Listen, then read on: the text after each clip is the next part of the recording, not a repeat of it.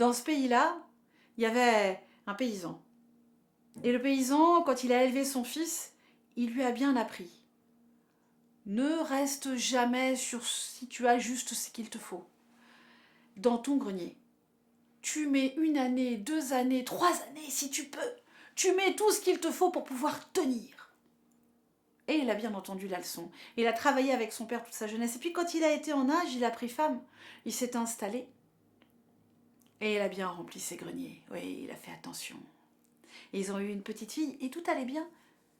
Jusqu'à cette année-là. Il a plu. Mais un déluge qui a duré des mois. Et les récoltes ont pourri sur pied.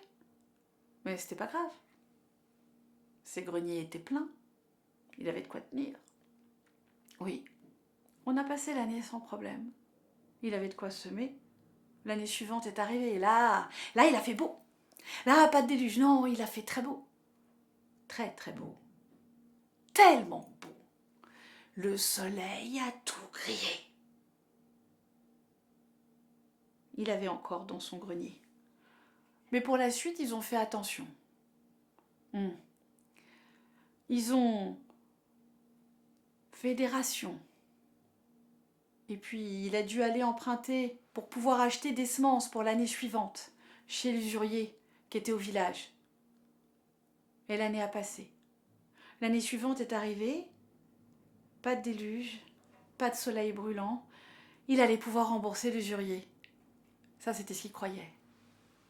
C'était ce qu'il croyait jusqu'à ce qu'arrive un nuage de sauterelles qui a tout dévoré sur son passage. Et l'usurier venait, demandait qu'on le rembourse.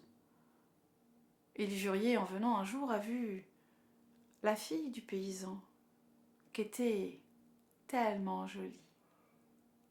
Il lui dit, viens me voir demain, nous discuterons. Sans doute nous trouverons un arrangement. Alors le père s'est rendu chez l'usurier. Il avait une belle maison, tout en pierre, avec du gravier devant la maison, des pierres noires et blanches, c'était beau, il en mettait plein la vue. Ils se sont assis, il avait fait sortir une table dans le jardin et en lui offrant une citronnade, il lui a dit, voilà, tu ne peux pas me rembourser.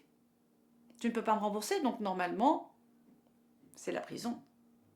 Mais, si tu veux, si tu me donnes ta fille en mariage, eh bien, je deviendrai ton gendre. Pas de ce genre d'affaires entre beau-père et entre gendres. J'annule ta dette et plus personne n'en parle. Et lui, quand il a entendu ça, il n'a rien dit, parce qu'il voulait pas aller en prison, mais sa fille, mais il n'en était pas question. Et il est rentré chez lui en maugréant et en baissant la tête, et puis arrivé chez lui, il tournait en rond dans la maison, et sa fille, elle le voit bien tourner comme un long en cage, et lui demande ce qui se passe. Mais père, que se passe-t-il? Pourquoi est-ce que tu tournes comme ça? Et lui dit, ma fille, si tu savais. Et il lui explique. Mais elle le regarde. Elle lui dit, père, laissez-moi faire. Je vais aller le voir. On va trouver. Et le père voit sa fille partir pour la maison de l'usurier. Elle arrive là-bas. Il l'invite à s'asseoir. Mon père m'a parlé de votre proposition. Mais ne trouvez-vous pas que c'est un petit peu... Enfin, les gens vont jaser, vu notre écart d'âge. Ils vont penser que peut-être je me marie avec vous pour l'argent. Quelle serait votre réputation si l'on pensait que vous m'aviez contrainte?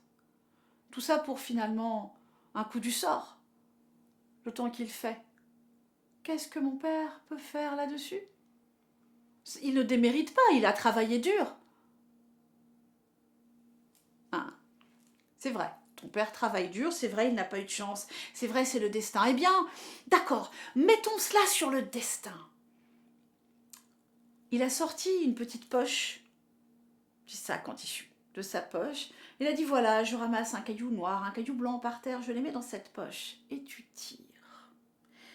Si tu tires le caillou blanc, ton père n'a plus de dette et tu es libre comme l'air.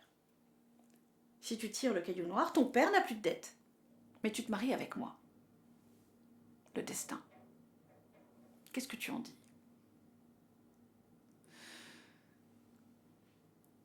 Eh bien, soit, le destin. Et elle le voit se pencher et ramasser 2 cailloux noirs. Si elle le confond, bah, sa réputation à lui est ruinée, mais son père va en prison. Si elle ne dit rien, bah, c'est elle qui est en prison, quelque part. Ouais. Non, elle n'a rien dit. Elle n'a rien dit, elle a tendu la main vers la poche de tissu, elle a tiré une pierre dans sa main et... Quelle maladroite! Oh, je suis désolée, je l'ai fait tomber. Et lui, mais non, mais alors, il faut qu'on recommence. Elle dit, mais ce n'est pas la peine. Il n'y a qu'à regarder la pierre qui reste dans le sac, on saura laquelle j'avais tiré. Le poids de la réputation. Il n'a pas osé affronter le fait d'être un tricheur. Alors elle est rentrée chez elle libre comme l'air, et son père était libre aussi, plus de dettes. Et voilà toute l'histoire.